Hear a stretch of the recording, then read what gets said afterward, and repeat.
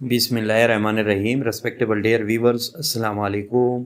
आज एक unique topic के साथ हाजिर है और आज का टॉपिक बहुत ही इम्पॉर्टेंट है और हर लेवल ऑफ स्टूडेंट के लिए इसकी सिग्निफिकेंस और इम्पॉर्टेंस अपनी जगह पे है। तो जिसने भी हमारे चैनल को सब्सक्राइब नहीं किया वो सब्सक्राइब कर ले।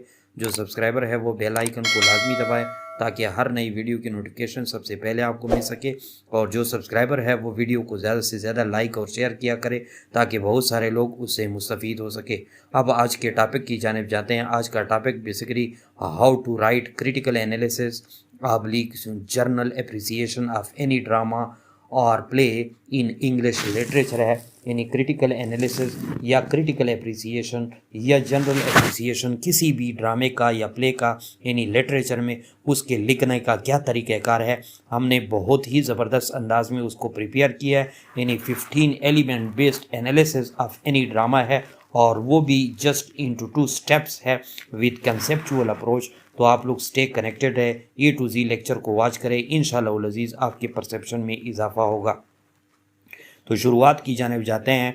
यानी फर्स्ट स्टेप क्या है या स्टेप 1 क्या है? रीड और वॉच केयरफुली।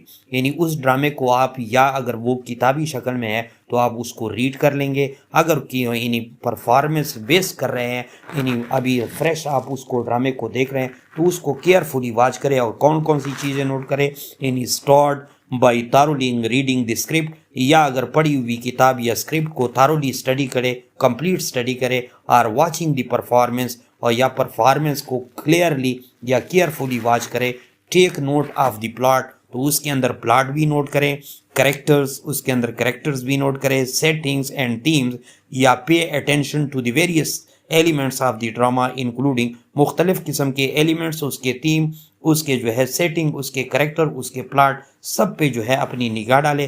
तो ये कौन से एलिमेंट होते हैं? तो एलिमेंट नंबर 1 जो है प्लॉट। प्लॉट क्या होता है? बेसिकली ये यानी sequence of events and their significance होता है। यानी प्लॉट जो होता है जो यानी मुख्तलिफ अक़सात पे मुश्तमिल मुख्तलिफ वाक़ियात का एक सीरीज़ होता है, यानी सीक्वेंस ऑफ इवेंट होता है या सीरीज़ ऑफ इवेंट्स होता है किसी भी ड्रामा या प्ले के अंदर, और उसकी सिग्निफिकेंस ये प्लॉट के ज़िम्मे में आती है। इस तरह सेकंड पे करेक्टर्स आप नोट कर लें।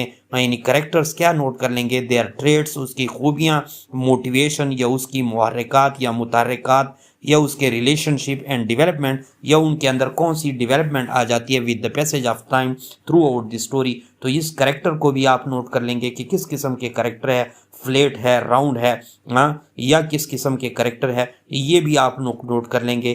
थर्ड नंबर पे है सेटिंग। सेटिंग में क्या चीज़ नोट करेंगे?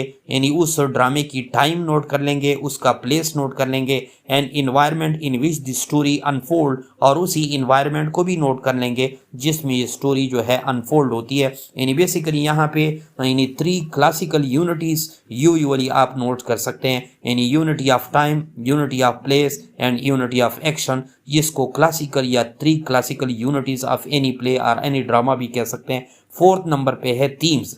यानी इसी ड्रामे को द सेंट्रल आइडियाज़ क्या है और messages conveyed by the drama, जो ये ड्रामा कन्वे करता है आगे, उसके अंदर मेन आइडिया क्या है। या फिफ्थ नंबर पे डायलॉग नोट कर लेंगे, the spoken words and their significance in conveying meaning and subtext. यानी कैसे जो है उसके डायलॉग से आप क्या चीज़ जो है आगे मीनिंग कन्वे करते हैं, या उसके जो है सब टेक्स्ट को, या उसकी सिग्निफिकेंस की उसकी डायलॉग मीन कन्वर्सेशन या गुफ्तगू को भी नोट कर लेंगे। 6 नंबर पे है stage direction.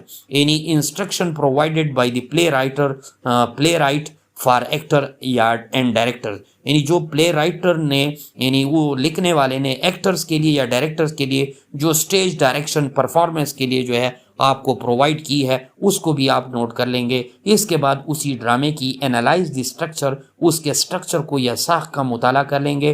Consider the structure of the drama including the exposition. यानी एक्सपोजिशन से मुराद यानी उसको आप जो है उस पूरे एक्शन को आप स्टडी करेंगे, उसको एक्सपोज कर लेंगे। राइजिंग एक्शन के कैसे वो ऊपर जाता है, वो एक्शन कैसे क्लाइमेक्स तक पहुंचता है, कैसे उससे क्लाइमेक्स से एंटी क्लाइमेक्स यानी फॉलिंग एक्शन क्या होता है, एंड रेजोल्यूशन और उसका रिजल्ट क्या निकलता है। और फिर जो है उसी के अंदर identify any dramatic techniques employed such as foreshadowing, irony और सिंबोलिज्म, या कोई भी ड्रामेटिक टेक्निक्स जो वहाँ रनुमा होते हैं, चाहे वो शेडिंग है या आयरनी है या सिंबोलिज्म है, ये सारी चीज़ें आप वहाँ पे नोट कर लेंगे। और इसके बाद जो है यानी 8 नंबर पे एग्जामिन यानी करेक्टराइजेशन, यानी यहाँ पे मज़ीद भी करेक्टर को आप वाजे कर लेंगे। Analyse how character are portrayed and develop throughout the drama, कि कैसे करेक्टर जो है यहाँ पे लिए गए हैं और कैसे उसके अंदर डेवलपमेंट आ रही है पैसेज ऑफ टाइम के साथ।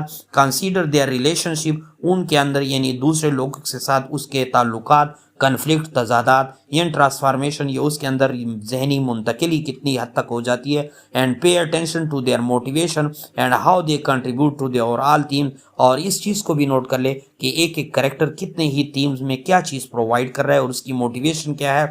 इस तरह 9th और 10th में explore the themes and symbols, उसी ही ड्रामे में या प्ले के अंदर आप लोग मेन थीम्स या सिंबल को भी नोट कर ले। Identify the central theme of the drama, how they are developed and represented, look for symbol, और उसके लिए मेटाफोरिकल या जो है यानी सिंबॉलिकल मीनिंग के लिए या कंटेक्सचुअल मीनिंग के लिए आप वहाँ सिंबल भी नोट करें। Look for symbol and motive that recur their throughout the story and analyze their significance, और उसकी significance भी बताए। इस तरह 11 नंबर पे उसी ड्रामे की consider the historical and culture context, उसके तारीखी और सकाफती तनाज़र को भी स्टडी करे कि वो किस हद तक किस बैकग्राउंड के तहत किसी पर्सपेक्टिव के तहत ये लिखा गया है। यानी explore the historical and cultural context in which the drama was written or set, consider how societal norm, और उसी ड्रामे के अंदर कितने भी समाजी नॉर्म या अकदार है, वैल्यूज़ है, अकदार है, एंड इवेंट्स है या वाक़ियात है, influence the theme and character, और किस तक वो करेक्टर्स और थीम्स पे जो है इन्हिसार रखते हैं।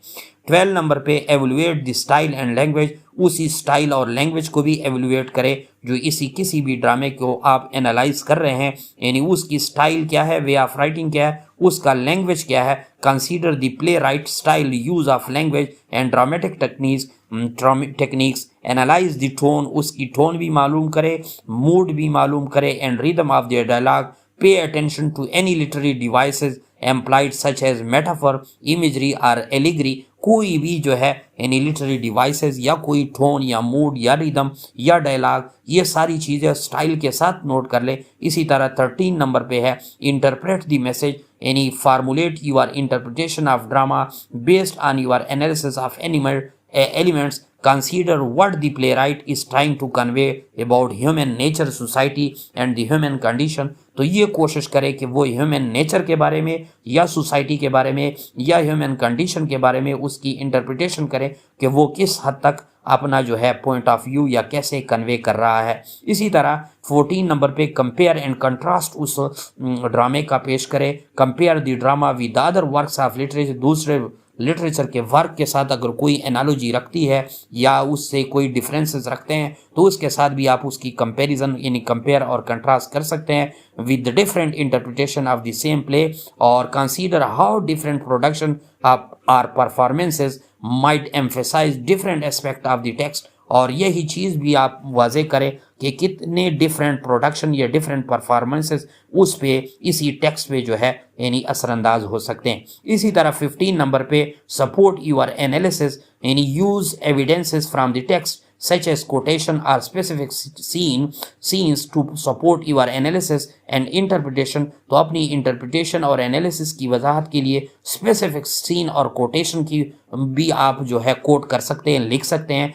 Be prepare to defend your insight with the logical reasoning and textual evidence, और इस चीज़ के साथ अपने एनालिसिस को सपोर्ट करें कि उसके अंदर कोटेशन हो, टेक्सचुअल एविडेंसेस हो, ताकि दूसरे लोगों को जो है उसको यानी उस पे जो है श्योरिटी आ जाए या उसके अंदर जो है उन्हें यकीन या उसे जो है ट्रस्ट आ जाए, ताकि आप अपनी तरफ से कुछ नहीं कह रहे, वही टेक्सचुअल अंदाज में आप उसको सपोर्ट करें अपने एनालिसिस को।